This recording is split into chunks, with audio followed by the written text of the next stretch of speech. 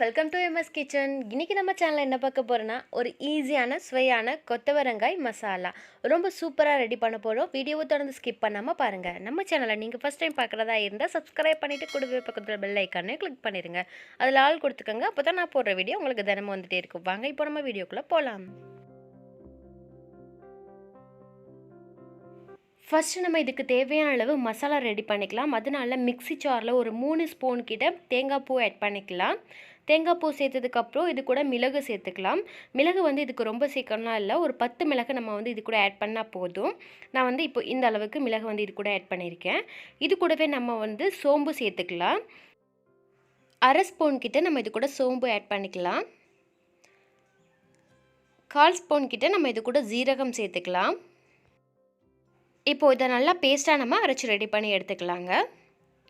அடுத்து நம்ம ஒரு கடாய் அடுப்பில் வச்சுட்டு அதை நல்லா ஹீட் பண்ணிக்கலாம். ஹீட் பண்ணதுக்கப்புறம் இதில் தேவையான அளவு ஆயில் சேர்த்துக்கலாம். ஆயில் சேர்த்தாச்சு. ஆயில் நல்லா ஹீட் ஆயிடுச்சு. இப்போ நம்ம இது கூட ஒரு 1/4 ஸ்பூன் கிட்ட கடுகு உளுந்தம் பருப்பு நம்ம இதில் சேர்த்துக்கலாம். இது நல்லா பொரியட்டும். இது கூடவே ஒரு 5லேருந்து 6 பூண்டு பல் இந்த மாதிரி நல்லா தோலோடு தட்டிட்டு நம்ம இது கூட ஆட் பண்ணிக்கலாம். இப்போது ஆயிலில் லைட்டாக நம்ம இதை வதக்கிக்கலாம். அடுத்து நம்ம இது கூட வெங்காயம் சேர்த்துக்கலாம். பெரிய சைஸ் வெங்காயத்தில் ஒரு வெங்காயத்தை இந்த மாதிரி கட் பண்ணிவிட்டு இது கூட ஆட் பண்ணியிருக்கேன். இப்போது வெங்காயம் சேர்த்து நல்லா வதக்கிக்கலாம். வெங்காயம் சேர்த்து இந்த மாதிரி வதங்கினதுக்கப்புறம் இது கூட நம்ம கொத்தவரங்காய் ஆட் பண்ணிக்கலாம். கொத்தவரங்காவை இந்த மாதிரி நான் கட் பண்ணிவிட்டு தண்ணியில் சேர்த்து கொஞ்சம் நேரம் வேக வச்சுட்டேன். தண்ணி ரொம்ப ஆட் பண்ணக்கூடாது, கொஞ்சமாக தண்ணி சேர்த்து நல்லா அதை வேக வச்சுக்கோங்க. கொத்தவரங்காய் அரைப்பதமாக வெந்ததுக்கப்புறம் நம்ம அதை தனியாக எடுத்துக்கலாம். இப்போ அந்த மாதிரி எடுத்துகிட்டு இப்போ நான் வெங்காயம் நல்லா வதங்கினதுக்கப்புறம் இது கூட ஆட் பண்ணியிருக்கேன்.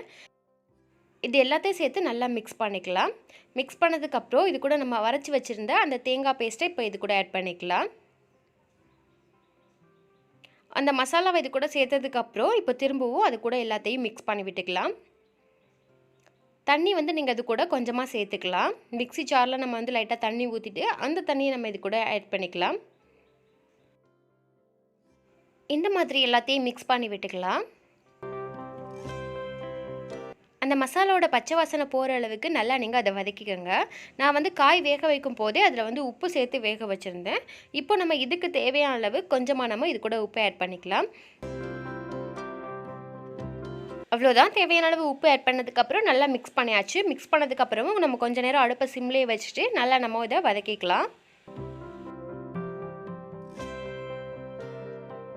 நம்ம சிம்லேயே வச்சுட்டு அதை வதக்குறதுனால காய் கூட அந்த மசாலா நல்லா மிக்ஸ் ஆயிரும், டேஸ்ட்டாகவும் இருக்குது நம்ம சாப்பிடும்போது. இப்போ இந்த மாதிரி நல்லா மிக்ஸ் பண்ணி வதக்கியாச்சுங்க. இந்த மாதிரி ரெடி பண்ணதுக்கப்புறம் நம்ம அடுப்பை ஆஃப் பண்ணிக்கலாம். இப்போ நம்ம இதை ஒரு பிளேட்டுக்கு மாற்றிக்கலாம்.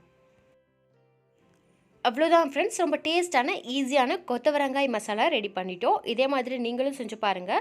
இந்த வீடியோ பிடிச்சிருந்துச்சுன்னா லைக் பண்ணிட்டு எனக்கு கமெண்ட் பண்ணிடுங்க. நம்ம சேனலை ஃபஸ்ட் டைம் பார்க்குறதா இருந்தால் சப்ஸ்கிரைப் பண்ணிவிட்டு கூடவே பக்கத்தில் பெல் ஐக்கானே கிளிக் பண்ணிடுங்க. அப்போ தான் நான் போடுற வீடியோ உங்களுக்கு தினமும் வந்துகிட்டே இருக்கும். இந்த வீடியோ உங்களுக்கு ரொம்ப பிடிச்சிருந்துச்சுன்னா உங்கள் ஃப்ரெண்ட்ஸ் அண்ட் ஃபேமிலி கூட ஷேர் பண்ணிக்கோங்க. ஓகே ஃப்ரெண்ட்ஸ், பாய். இதே மாதிரி இன்னொரு வீடியோவில் நம்ம மீண்டும் சந்திக்கலாம்.